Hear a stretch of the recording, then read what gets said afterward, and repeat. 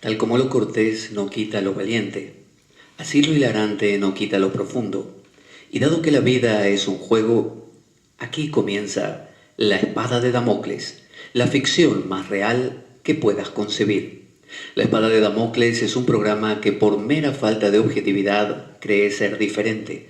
Personajes mitológicos salidos de los más profundos avernos, leyendas escabrosas y sin sentido, curiosidades inquietantes e inútiles, historias antiguas malversadas por nuestra incapacidad de entendimiento, y cuentos carentes de profundo significado. También pretenderemos sin el menor éxito entender al ser humano en toda su dimensión. En suma, si quieres desperdiciar tu vida, aquí comienza La espada de Damocles, la ficción más real que puedas concebir. La espada de Damocles se emite todos los lunes de 11 a 13 horas desde los estudios de Radio Cuca 107.3 FM de Oviedo. También domingos alternos, como en este caso, en la Biblioteca de Oviedo con asistencia gratuita de 12 a 13 horas. Siempre se emite por Radio Cuca. También puedes descargar nuestros programas grabados a través de nuestra web www.espadaweb.blogspot.com. Puedes contactarnos a través de @PabloJVeloso en Twitter. Puedes enviarnos un correo con inquietudes, opiniones, sugerencias a infoespadaweb@gmail.com.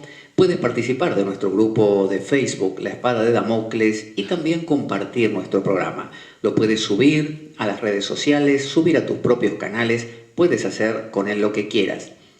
También ten en cuenta que nuestro programa carece de sustento económico externo. Si quieres colaborar y apoyar a nuestro programa, puedes hacer de cuenta que me invitas a un café y dejar una donación equivalente a ello o lo que tú desees a través del enlace de PayPal que aparece en nuestro canal en iVoox. Si tienes alguna duda, puedes enviarme un correo. Muchas gracias de antemano por ello. Así que estate atento, porque sobre todo cuando escuches la frase "no te lo puedes perder". Bueno, aquí estamos, otro domingo en la Biblioteca Pública de Oviedo para tratar un tema que es muy complejo, pero a la vez sumamente importante porque nuestra cultura es básicamente una cultura cristiana. Hemos leído los evangelios, la Biblia, hemos asistido a misas seguramente desde pequeños y hemos tratado de entender de qué iba todo el asunto. Hemos sentido cosas, nos hemos emocionado, hemos rezado, a veces en momentos intensos, pero quizá nunca nos hemos preguntado por qué los evangelios tienen ese orden, por qué son 4, por qué son diferentes entre sí en algunas cosas. ¿Cómo se armó toda esta estructura? Y vamos a ver también entonces, a través de este recorrido, qué influencias ha tenido este cristianismo, que es algo que venimos viendo desde el programa anterior y que mañana en la radio continuaremos también con la segunda parte del programa que iniciamos la semana pasada. Este de hoy es como un apéndice que va a hablar de eso, de la historia del cristianismo y de cómo se conformó este canon de escritura, que serían básicamente no el Antiguo Testamento, sino el Nuevo, los evangelios, las cartas, las epístolas, tanto de Pablo como otras, y también el Apocalipsis y demás escritos. Vamos a empezar por el principio. El cristianismo y el platonismo del que hablamos la otra vez, que es uno de los antecedentes, lo que había antes de este cristianismo. Sabemos que había neoplatonismo en la época todavía cristiana. Tanto el cristianismo como el neoplatonismo buscan el crecimiento espiritual. Es decir, no leemos los evangelios por entretenimiento, sino para una búsqueda de respuestas. Y el cristianismo tiene algo particular que le llaman el querigma, que es la famosa buena nueva. El Nuevo Testamento, en última instancia, hace referencia a eso, a contar una novedad. Y la novedad es esa, que Cristo ha venido, ha resucitado, que está entre los hombres y en el corazón de cada uno. Entonces, cristianismo y platonismo tienen una esencia común, que es buscar que el ser humano trascienda, que vaya un poquito más lejos.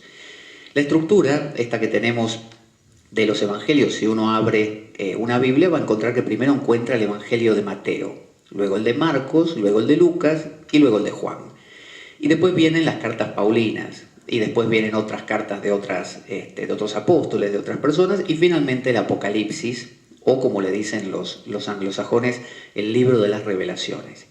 Esta estructura se estableció hace mucho tiempo y básicamente se estableció no por investigación, sino por concilios. Se reunían los papas, se reunían con los cardenales y con los sabios de ese momento, los eruditos, e iban estableciendo qué iba primero, qué iba después, y obviamente nadie lo cuestionaba. Esto sucedió así hasta el siglo XVII. Quizá en el XVI ya el mismo Lutero, el que hizo la Reforma Protestante, lo cuestionó, lo puso en duda, pero en el XVII fue donde comenzó una revisión. La gente empezó a decir, vamos a ponernos a mirar, a ver si realmente esto que estamos respetando como un orden cronológico, que primero apareció el Evangelio de Mateo, luego el de Marcos, luego el de Lucas y luego el de Juan, y luego las cartas paulinas, ¿será así? ¿Se habrán escrito en ese orden? ¿O realmente el orden será otro y este es un orden arbitrario que a algunos se le ocurrió poner? Lo que se solía pensar antes de esta revisión es que el corazón de la cosa estaban en las cartas paulinas, que Pablo transmitía como la esencia de la doctrina y que había una unión muy grande entre las cartas de Pablo y el Evangelio de Juan. Habrán visto que el Evangelio de Juan, de los 4 evangelios, es uno muy raro. Es un evangelio que algunos dicen que tiene toques gnósticos, porque es ese famoso que comienza con, en el principio era el verbo, y el verbo se hizo carne y habitó entre nosotros.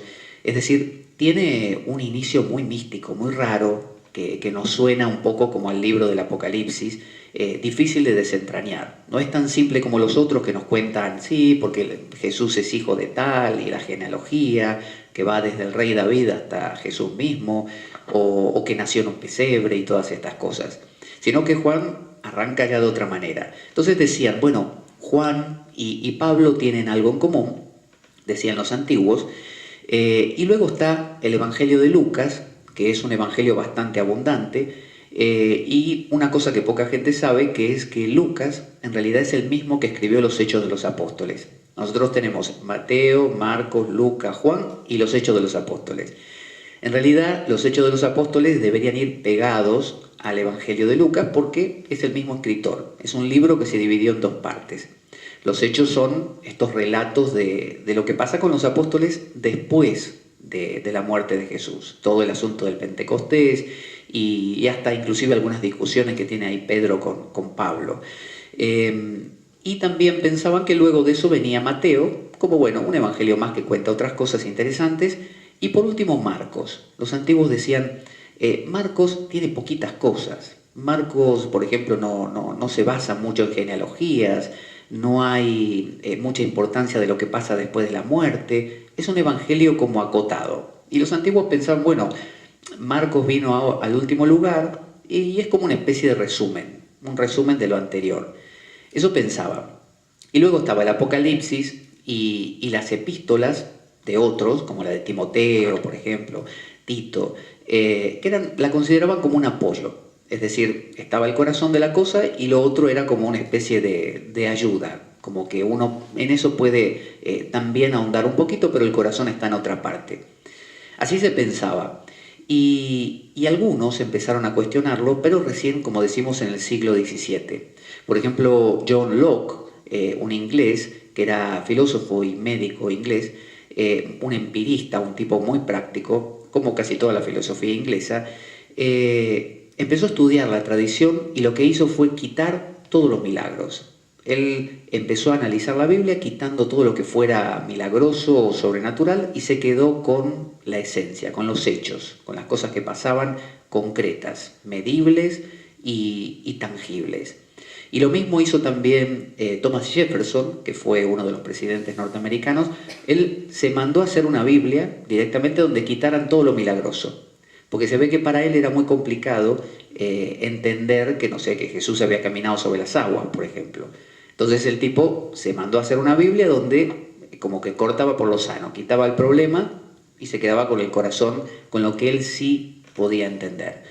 Entonces, los estudiosos del siglo XVII llegaron a la conclusión de que había 3 evangelios que se parecían, que eran Mateo, Marcos y Lucas, porque hablaban de cosas bastante similares y les llamaron evangelios sinópticos. Sinópticos porque, bueno, si uno hace como una especie de paralelo entre ellos, hay muchos puntos en común. Y lo pusieron a Juan como un evangelio aparte, como el reo del grupo, como aquel que tenía algunas cosas que no coincidían, era muy místico, era muy volado, era muy trascendental. Entonces se quedaron con esa idea. Pero luego siguieron analizando y descubrieron algo muy curioso. Descubrieron que la datación de los evangelios no era así. No empezaba con Mateo, empezaba con Marcos. El primero de los evangelios escritos fue el evangelio de Marcos. De hecho, el evangelio de Marcos fue escrito en el 70 después de Cristo. Fue el primer evangelio escrito. Luego vino el evangelio de Mateo, que fue escrito en el 80, más o menos. Luego vino el de Lucas, que fue escrito en el 84, junto con los Hechos de los Apóstoles, y después vino el de Juan. Es decir, que cambió la historia. El más simple de todos, el que parecía ser un resumen, al que le faltaban un montón de cosas, ahora resultó ser el primero. Así que el primer evangelio que tenemos es el de Marcos. Y la pregunta que subsiste aquí es, si es el primer evangelio, debería ser el más engordado, el que tiene más historias, el que cuenta más cosas. ¿Por qué el primer evangelio es el más escueto? Y los que vienen después están más adornados con historias. Entonces los estudiosos empezaron a contrastarlos, a hacer un paralelo entre ellos. Entonces dijeron, por ejemplo, en el evangelio de Mateo hay dichos de Jesús. Jesús dijo tal cosa, eso hay. También hay milagros. Jesús multiplica los panes o camina sobre las aguas o sana a alguien. Hay también historias de la pasión y muerte de Jesús están en el de Mateo. También hay historias de la post-resurrección, es decir, qué pasa después, el camino de Maús, todas estas cosas que Jesús viene, habla con sus discípulos, promete cosas, asciende al cielo. También hay parábolas, ¿no? Como la parábola, no sé, del hijo pródigo, la parábola de la semilla que cae en el suelo fértil. Genealogías también hay. Jesús es hijo de, y a su vez este es hijo de aquel y así. Es decir, hay una base histórica. Esto es Mateo. En Lucas, lo mismo, exactamente lo mismo, la misma cosa. Pero ¿qué pasa con Marcos? Marcos, por ejemplo, no tiene dichos de Jesús. Sí tiene milagros, sí tiene parábolas, por ejemplo. Entonces, resulta que tiene dichos, tiene milagros, tiene parábolas, pero no tiene ni historias de la resurrección posterior, no tiene genealogía, no hay un Jesús histórico ahí que se esté estableciendo, no hay una colección de dichos de Jesús, no hay la pasión, la pasión sí, es decir, faltan un montón de elementos que están en los otros evangelios. Si miramos el evangelio de Marcos, vamos a ver que tiene unas historias de post-resurrección, después de la muerte. Sin embargo, eso se considera un agregado. A partir del capítulo 16, verso 8 en adelante, los últimos versos que quedan, que son justamente de un Cristo resucitado, se entiende que fueron agregados después. Entonces, ¿qué pasa? Tenemos 4 evangelios, de los cuales los 3 sinópticos, 2 de ellos son muy abundantes en historias, uno de ellos es muy escueto, y ese es el de Marcos. Entonces los estudiosos empezaron a preguntar, ¿qué pasa aquí? ¿Por qué el de Marcos es tan simple? Entonces descubrieron que todos estos evangelios acudían a una fuente común, pero esa fuente no estaba, nadie la encontraba. Nadie podía descubrir a quién estaban ellos, de quién habían sacado esa información. Entonces los estudiosos establecieron que había un documento, que hasta ahora no se ha encontrado, llamado el documento Q. Porque en alemán Q es una palabra que quiere decir, que empieza con Q, quiere decir fuente. Entonces se consideraba que esta era la fuente de los evangelios de Mateo y de Lucas, pero no así del evangelio de Marcos. El evangelio de Marcos parecía tener una fuente propia, parecía venir de algún sitio único. Sin embargo, cuando vemos el evangelio de Mateo, vemos y del de Lucas, que ambos toman de Marcos. Es decir, Mateo y Lucas sacan cosas de Marcos, pero también sacan cosas de Q. Entonces, descubrieron que Mateo y Lucas están formados por 2 fuentes, que es la teoría de la doble fuente, ¿no? Mientras que Marcos no, Marcos tiene una fuente propia. Nadie sabe de dónde salió ese evangelio. y tiene características distintas a sus compañeros. Entonces, ¿qué es Q? Bueno, Q es un documento que los estudiosos lo datan en el 50 después de Cristo. O sea, es previo al Evangelio de Marcos, al primer Evangelio. Es muy antiguo. Y sobre él, de él, están escritos los Evangelios de Mateo y de Lucas. ¿Qué es Q? Si uno busca, hoy en día sí se ha como rearmado. Los estudiosos han ido destilando de los Evangelios que tenemos y han constituido de nuevo esa fuente Q. Y si uno lo lee, ¿qué encuentra? Dichos. El Evangelio Q, la fuente Q, son dichos de Jesús.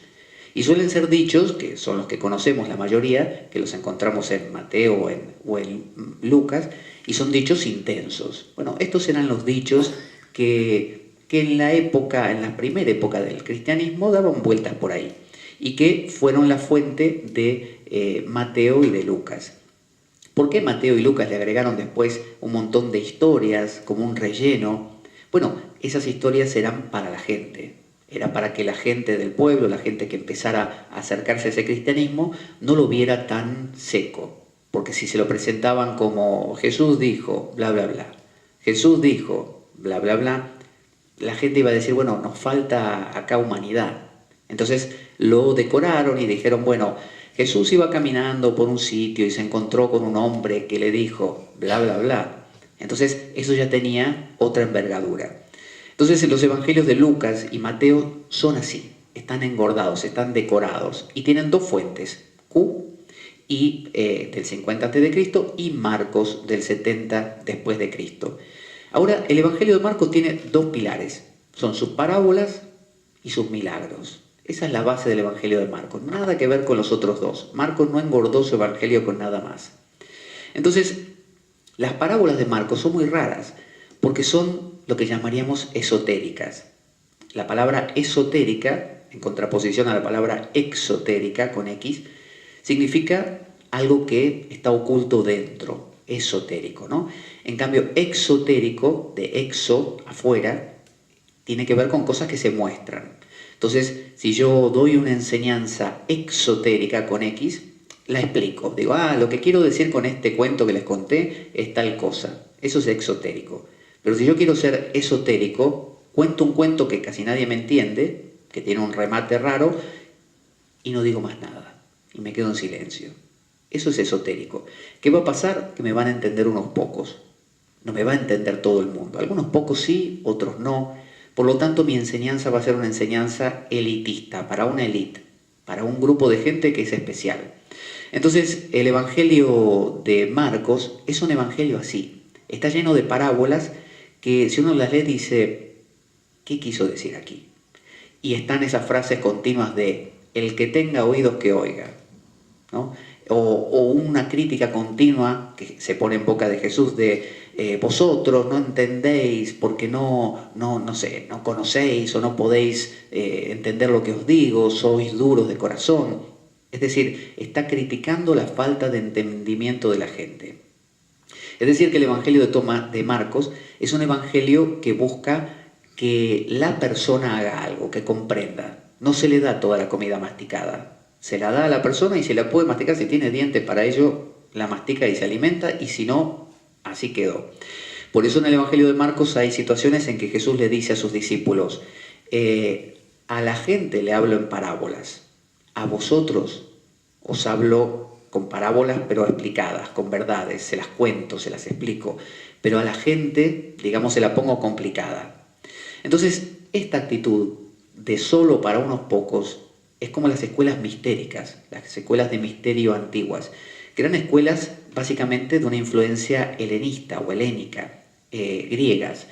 El mundo griego era un mundo mistérico, estaban los misterios de Baco o Dionisio, los misterios de Eleusis, es decir, eran escuelas donde uno tenía que acceder de a poco, con dificultad, a veces pagando sumas de dinero grandes, otras veces teniendo que hacer viajes muy grandes también, teniendo que ser aceptado por esos maestros o los que estuvieran ahí, o sacerdotes. Es decir, el Evangelio de Marcos refleja mucho un mundo helenista, un mundo, una influencia donde la cosa hay que ganársela, que no se le da a uno así nomás. Entonces, se analizó el Evangelio de Marcos y se descubrió que inclusive tenía un patrón que arranca desde muy tranquilo con un Jesús que hace cosas más o menos calmas y de a poco va haciendo cada vez cosas más grandes, milagros más grandes, más redundantes, más importantes, va creciendo como si subiera una montaña. En el pico de la montaña, en el medio del Evangelio de Marcos, está el evento en que él se transfigura. No sé si se acuerdan, en el monte Tabor, que es que él entra en un estado de transfiguración, su cuerpo se vuelve un cuerpo de luz y se encuentra con algunos profetas antiguos, como creo que era Moisés y Abraham, y Pedro inclusive le dice: maestro, ¿quieres que haga como 3 tiendas para que vosotros os quedéis? Y Jesús como que le dice: tú no entiendes nada. Y bueno, es la gloria, está ahí en el momento cúlmine de la historia, pero a partir de ahí empieza la decadencia, empieza el camino hacia la cruz. Es como que todo le empieza a salir peor, peor, peor y finalmente muere, ¿no? De una manera muy cruenta. Entonces, ese camino de subir y llegar al máximo y luego de caer, los estudiosos lo analizaron y descubrieron que responde al formato de una tragedia griega. Las tragedias homéricas, por ejemplo, todas estas historias de Prometeo, ¿no? de grandes héroes griegos, responden a esto. Hércules también, de la nada ir creciendo, llegar a una apoteosis y luego deshacerse y finalmente desaparecer. Entonces vemos que este Evangelio de Marcos tiene una gran influencia griega, helénica, muy diferente a lo que es el de Mateo y el de Lucas, que están más basados en dichos del Evangelio de Q, un poquito del Evangelio de Marcos y, por ejemplo, el de Mateo tiene un 90% del Evangelio de Marcos y el de Lucas tiene un 55% del Evangelio de Marcos. Pero ambos tienen mucho también de Q, que son dichos. En el Evangelio de Marcos no hay post-resurrección, no hay historias de un Cristo resucitado. Los 12 versos que tiene después del capítulo 16, versículo 8, son agregados posteriores. Por lo tanto, originalmente no los tenía. Acaba así, acaba de una manera que uno dice: ¿qué pasó aquí? Entonces, el Evangelio de Marcos es especial. Y luego está Pablo, las cartas paulinas, que las cartas paulinas tienen nada que ver con ni Mateo, ni Lucas, ni siquiera Marcos, si bien podían haber tenido un contacto. Pablo en ningún momento toma nada de ellos, simplemente son enseñanzas morales. Pablo habla mucho de buen comportamiento, de cumplir con las reglas, de amar a Dios, de no caer en el pecado, pero no habla de un Jesús histórico, no habla de genealogías, no habla de milagros, no habla de todo lo que hablan los evangelios. Y tengamos en cuenta que Pablo es anterior inclusive a Marcos. Pablo es del 57. La fuente Q, esta que tiene los dichos de Jesús, es anterior a Pablo, o sea que Pablo probablemente la conociera. Sin embargo, él no se basó ni siquiera en los dichos de Jesús. Él elaboró toda una teoría de cómo debía ser el buen cristiano, cómo debía comportarse para esperar la venida de Jesús. Entonces, Pablo sí parece tener puntos en contacto con Juan, y esos puntos son 14, y los estudiosos los nombran. Dice que Pablo, en sus cartas uno puede detectar 14 puntos que se repiten, que son estos: Dios envía a su Hijo, eso es algo que se repite, su Hijo es un ser divino, o sea, ese Hijo que viene no es cualquier cosa, es un Dios, ¿no? O un Hijo de Dios. Aparece como un hombre, su aspecto, come, duerme, muere por los pecados del mundo, Pablo eso lo recalca mucho, después resucita y ahí comienza una especie de catástrofe cósmica.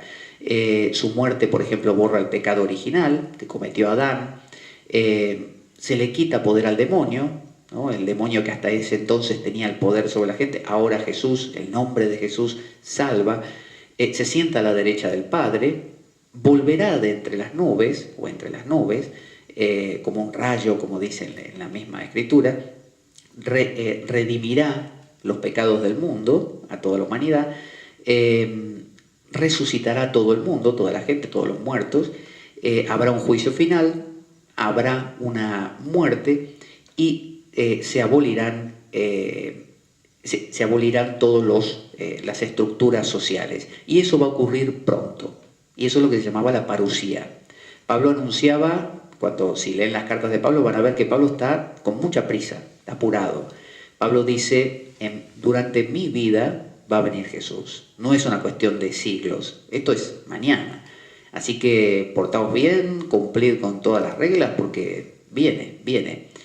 Una parusía que aparentemente se extendió, ¿no es cierto? Todavía no ha venido por segunda vez, aparentemente externamente. Quizás sí lo ha hecho interiormente, pero externamente no. Entonces, esto es lo que decía Pablo. Y estos 14 puntos no están ni en Mateo ni en Lucas, pero sí están en Juan, en el Evangelio de Juan. Entonces, en 1870, un poquito más adelante, Konstantin von Tischendorf, que era un alemán, decidió buscar las raíces de nuestra Biblia, ¿no? del Nuevo Testamento me refiero, las primeras copias, es decir, intentó ir bien atrás y decir, a ver, ¿cuál es la copia original de la que tenemos nuestras escrituras? Y encontró en un monasterio muy antiguo de Oriente unos textos que databan del 340 después de Cristo. O sea, eran bastante antiguos. ¿Y qué descubrió? Descubrió que estaban corruptos, que los mismos copistas que copiaban esos textos habían puesto unas marcas, unos puntitos, que en algunas líneas, como diciendo, tengo dudas, el mismo copista significaba eso, tengo dudas de que esta frase sea original. O ponían otra marca como diciendo, acá falta algo que, no sé, está borrado, no lo veo bien, algo no está.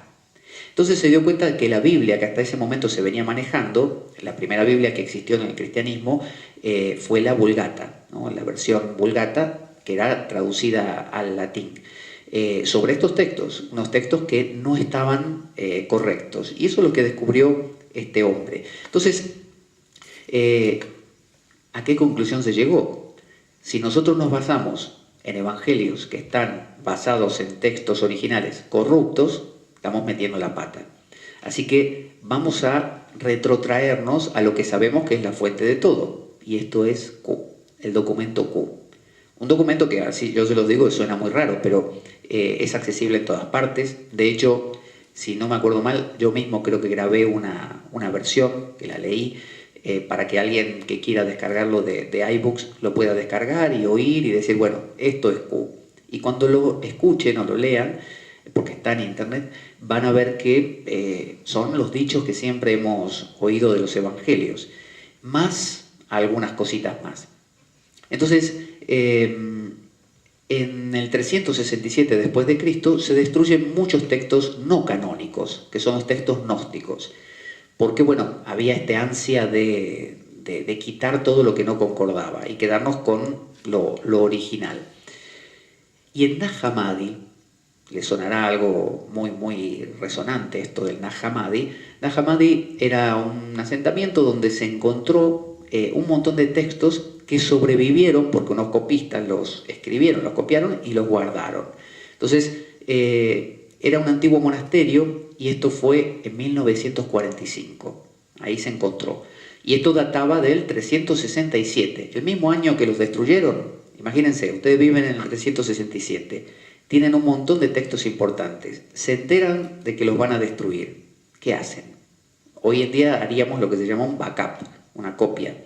Bueno, no había en esa época USBs ni ordenadores. Entonces se habrán puesto a mano a copiar y en pergaminos y cosas así y las guardaron. Y dijeron, bueno, que sea lo que Dios quiera. Algún día alguien lo encontrará esto. O se secarán aquí y se destruirán. Pero como ahí en el desierto se mantienen muy bien, perduraron.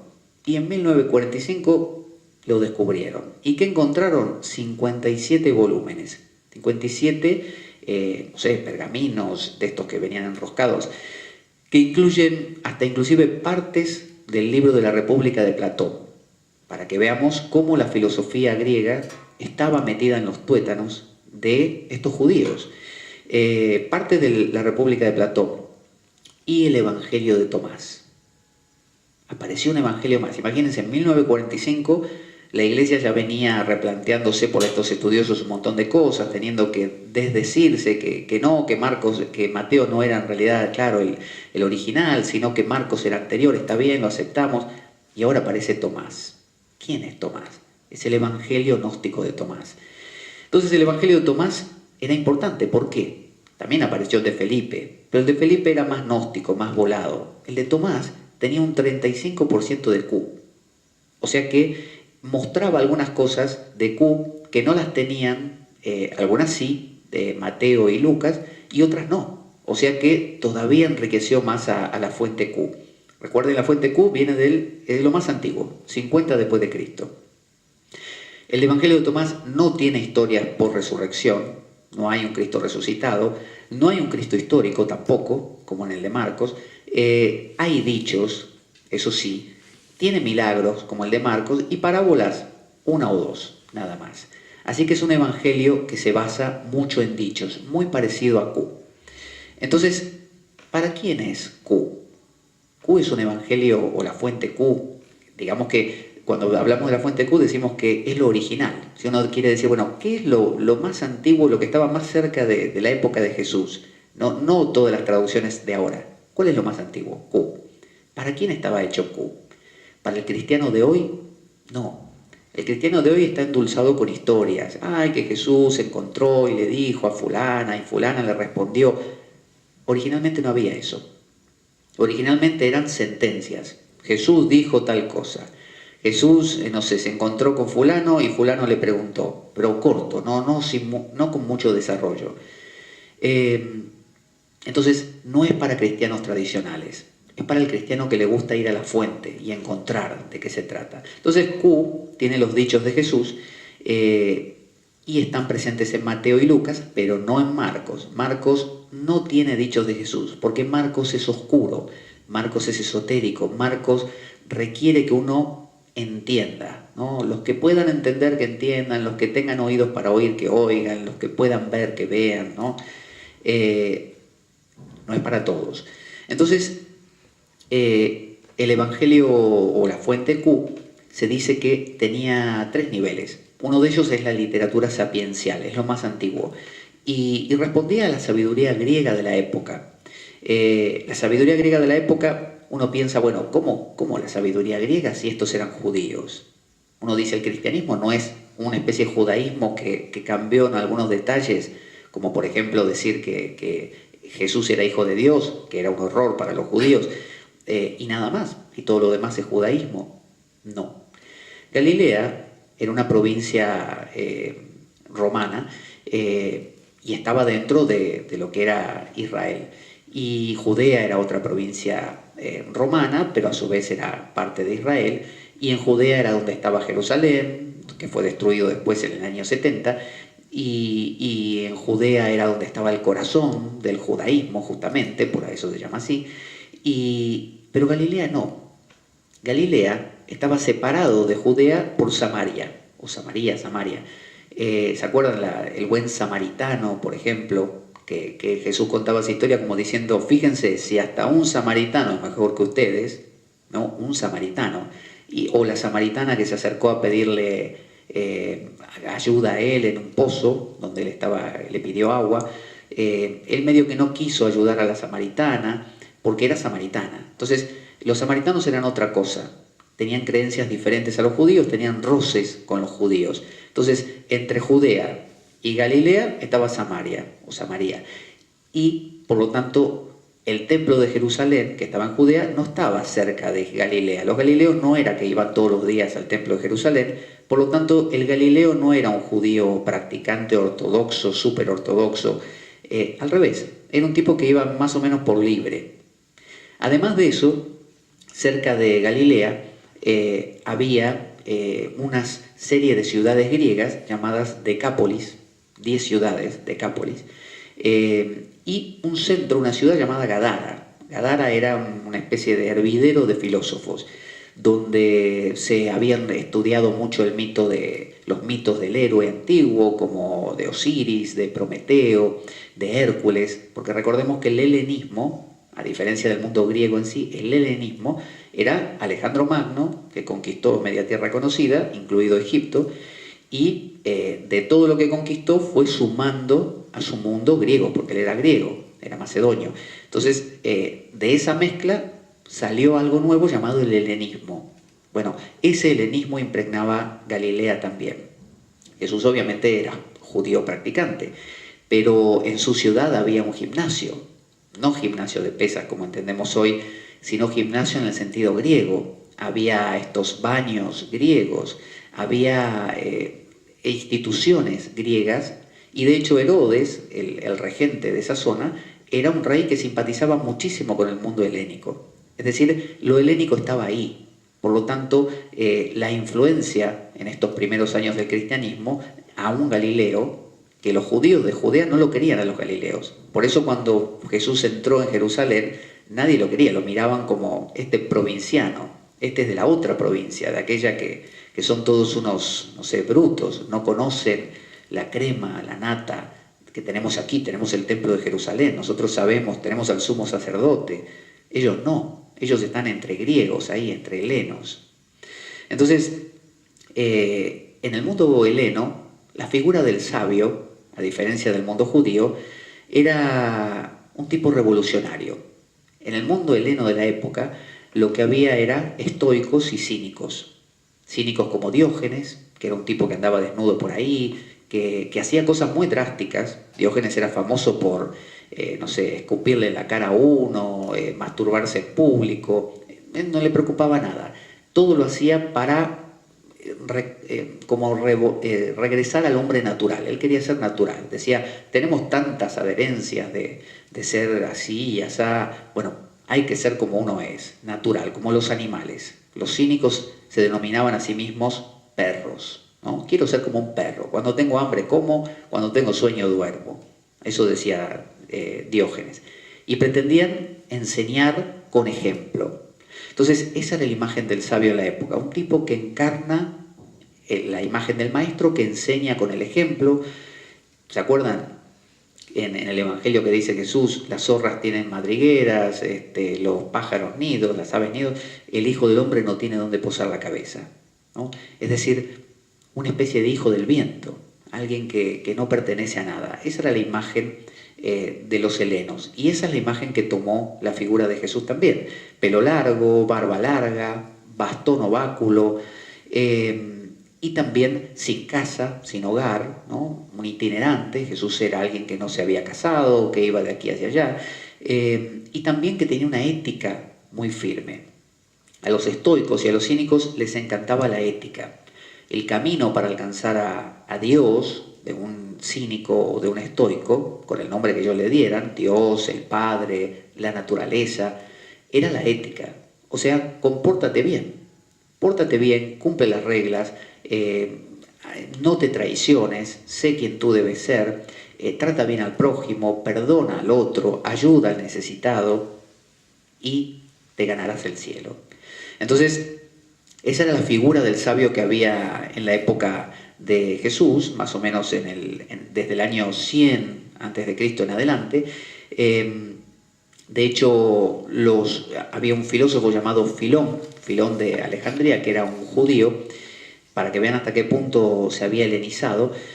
Los judíos tenían un montón de historias en sus escrituras, ¿no? Que Abraham, que Moisés, y este Filón, que era un judío helenizado, un judío hecho muy a lo griego, se preguntaba, ¿cómo puede ser que los griegos, que sean tipos tan racionales, sigan hablando de Hércules y de Prometeo y de distintos héroes, Perseo? ¿Cómo pueden estar contando esas historias de niños?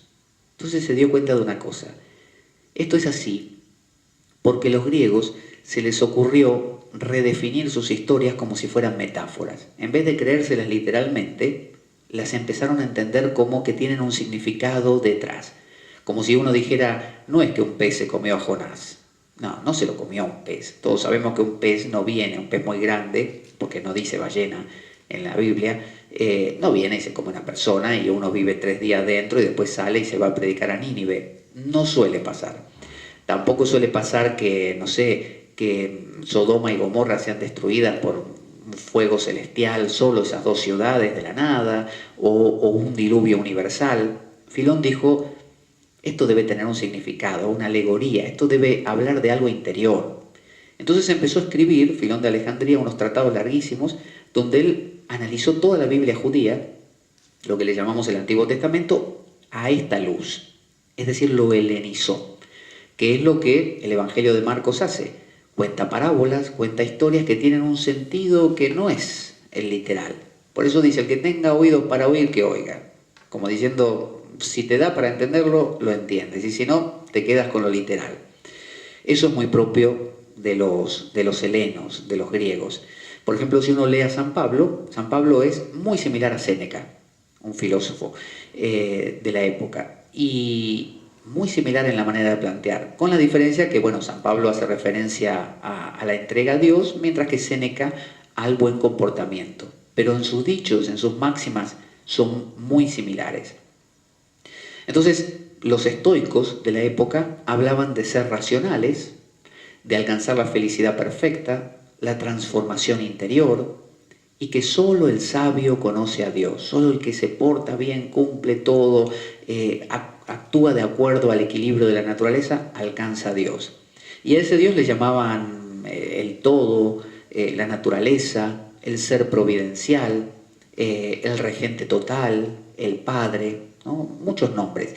A ellos les daba igual, no les importaba. Los estoicos no tenían jerarquías, no decían, bueno, el Padre viene antes que la naturaleza, porque no, decían, tú ponle el nombre que quieras.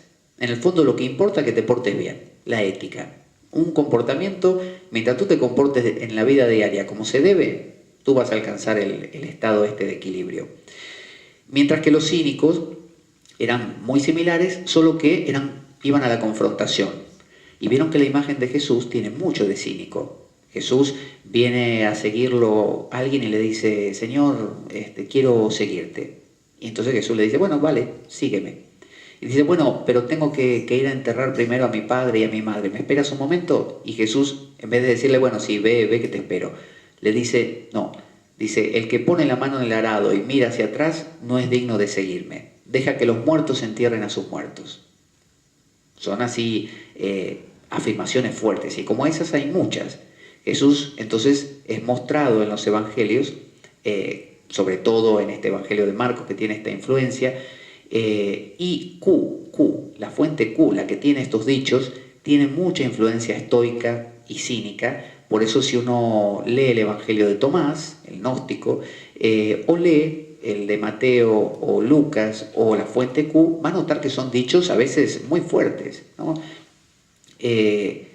Entonces, los cínicos y los estoicos hablaban de eso, de una vida natural, hablaban de interpretar los sueños, de ver los sueños. Ellos eran astrólogos también en algunos casos, eran médicos del cuerpo, se les llamaba a veces hombres divinos a los representantes de esta filosofía, los maestros, y eran modelos ejemplares, eran la figura del gurú, que no había en el mundo judío. El mundo judío no tenía eso.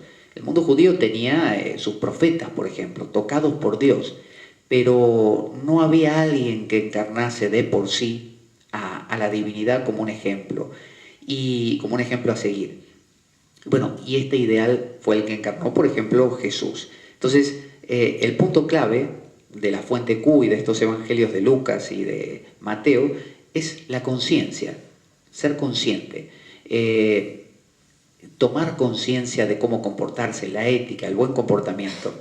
Entonces, el estoicismo o los estoicos hacían un camino mediante el buen comportamiento, mediante la ética, y no creían en la dialéctica, que es algo más platónico, que tiene que ver más con este evangelio de Marcos, que tiene una influencia más de voy a ponerme a pensar la cosa, voy a deglutirlo, voy a asimilarlo, voy a entenderlo. No tenían eso. El estoicismo y el cinismo eran simples, haz esto, no hagas lo otro, deja de hacer aquella cosa que está mal, punto. Entonces Mateo y Lucas tienen mucho de eso, pero Marcos no. Marcos tiene esto de piénsatelo. Entonces Marcos es mucho más platónico tiene una influencia más platónica dentro de lo helénico, más platónica que el de Lucas y el de Mateo. Entonces, el estoicismo tampoco tiene una cosmología y no tiene una metafísica. La metafísica es eso, cómo alcanzar algo que está por detrás de las cosas. Simplemente se basa en portarse bien y practicar. El platonismo, por el contrario, sí cree en jerarquías, en definiciones racionales, esto es esto, aquello es aquello. Entonces no es lo mismo el padre que el hijo, porque el hijo nace del padre y empiezan todas esas discusiones que son propias del platonismo, pero no del estoicismo. Entonces, Marcos es esotérico, es para un grupo interno, es como si fuera la escuela de misterio, la escuela privativa de algunos pocos. Por eso no incorpora Q. La fuente Q es una fuente de máximas. Jesús dijo, haz tal cosa. Jesús le dijo al otro, ¿por qué no haces tal otra? Entonces Marcos dice, no, eso a mí no me interesa. A mí me interesa presentar algo para unos pocos. Y si yo les doy todo como digerido, no sirve. Yo tengo que presentar algo distinto. Por eso la fuente Q fue por un camino distinto a Marcos. Mientras que Mateo y Lucas dijeron, vale, vamos a tomar un poquito de Q, ¿no? Ambos, pero también tomaremos de Marcos. Y armaron una especie de combo. Así que Marcos es platónico, podríamos decir. Galilea, por eso, era un lugar bastante anárquico, bastante poco convencional, donde se mezclaban muchas cosas. Estaba el mundo helénico, estaba la propia influencia judía, obviamente. Eran bastante ricos económicamente porque ahí donde estaban estos lugares, estaba el mar de Galilea, donde se pescaba muy bien. Entonces había gente que era más rica que en la propia Judea, que era donde estaba el templo de Jerusalén. Y el judaísmo que se practicaba ahí era bastante como alternativo. Sin embargo, como se mezclaba esto del judaísmo con lo helénico, salió la imagen del Mesías. Los judíos pensaban en un Mesías, pero pensaban en un Mesías que lo mandaría Dios más adelante y un Mesías que realmente transformaría todo y echaría por tierra al Imperio Romano o a quien estuviese, como ocurrió con los macabeos en su momento. Pero no un Mesías que moriría en una cruz, no un Mesías que era un hombre común y corriente, no. Sin embargo, como había esta influencia helénica, los judíos de Galilea sí lo pensaban así. Entonces, por eso surgió esta imagen del Mesías, la encarnación del ejemplo, del gurú, de cómo debe uno comportarse. Entonces, Marcos, para ir finalizando, tiene que ver con el entendimiento y con la razón. Si queremos transitar un camino de pensar verdades ocultas, bueno, el Evangelio de Marcos es lo nuestro.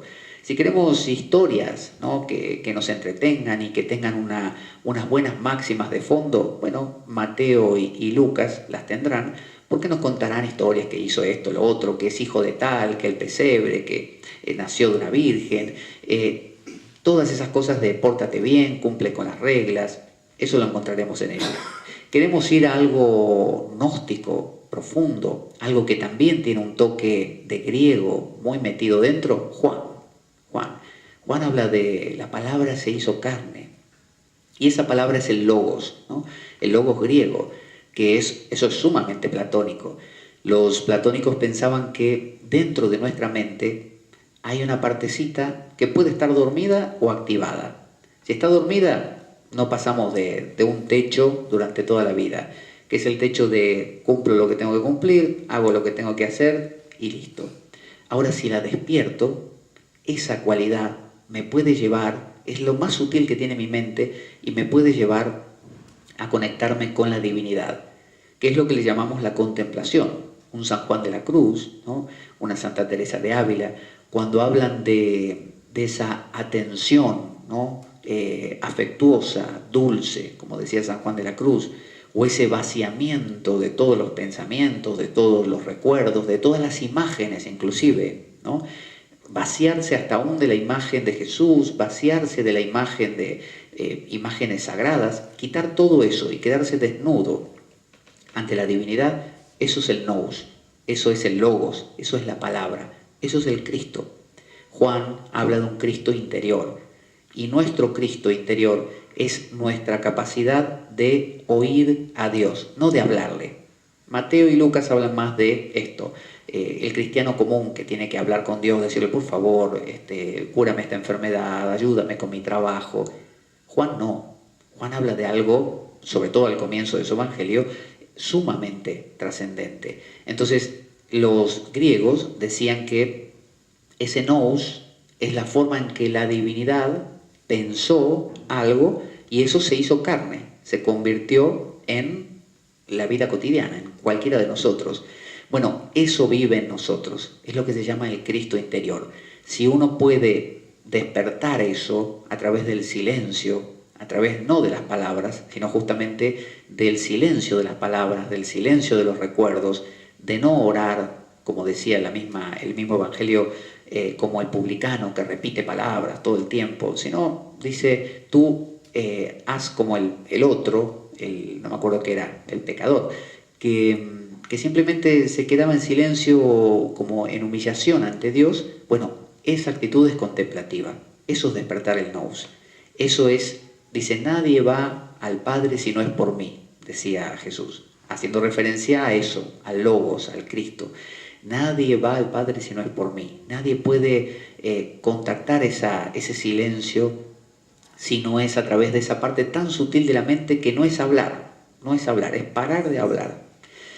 Entonces, más adelante, y ese es el tema de mañana también, aparecen otros filósofos como Plotino, por ejemplo, o el mismo Orígenes, que toman esas tres hipóstasis que proponía Platón, que son, en términos cristianos, son el Padre, el Hijo y el Espíritu Santo, ¿no?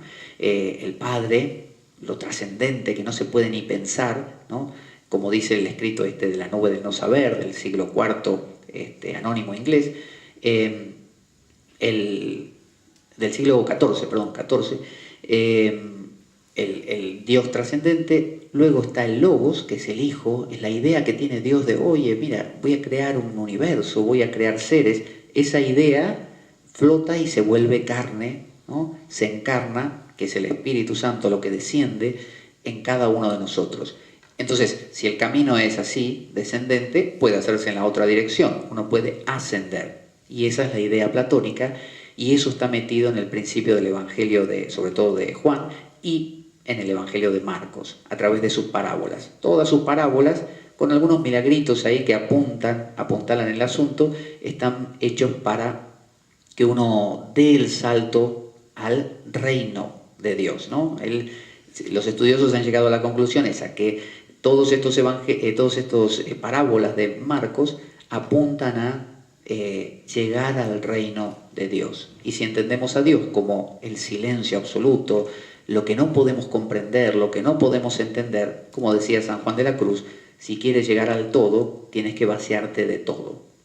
San Juan de la Cruz decía, si tú te pones así y le dices, Dios mío, necesito tal cosa, gracias por la otra, qué sé yo, estás estorbando, estás poniendo una pared entre aquello y tú.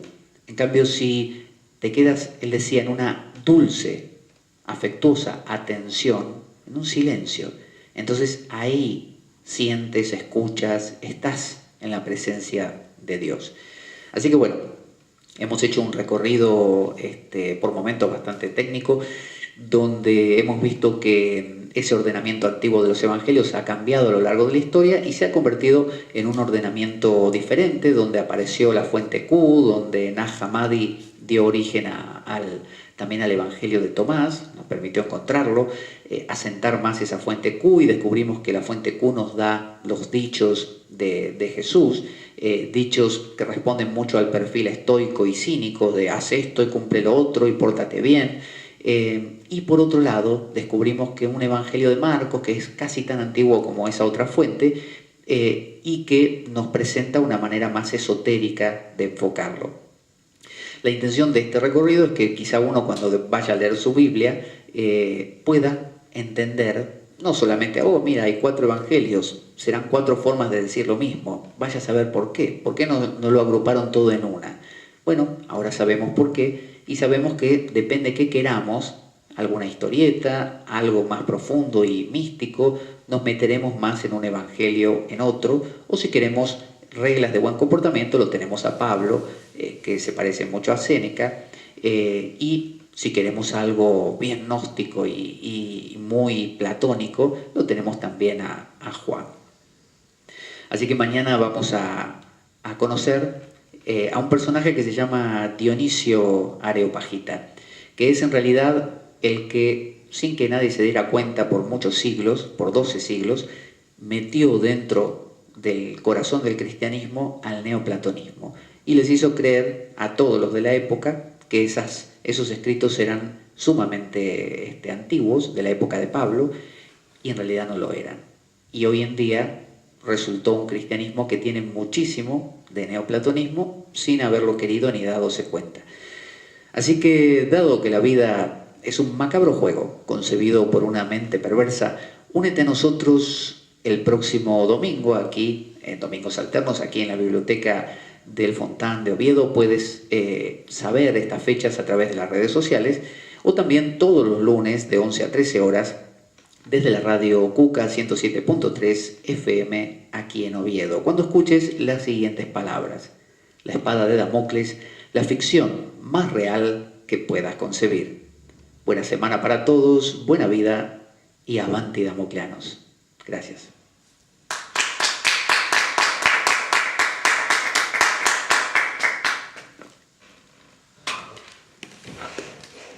Qué enrevesados. ¿Cómo? Qué enrevesados. Qué enrevesados.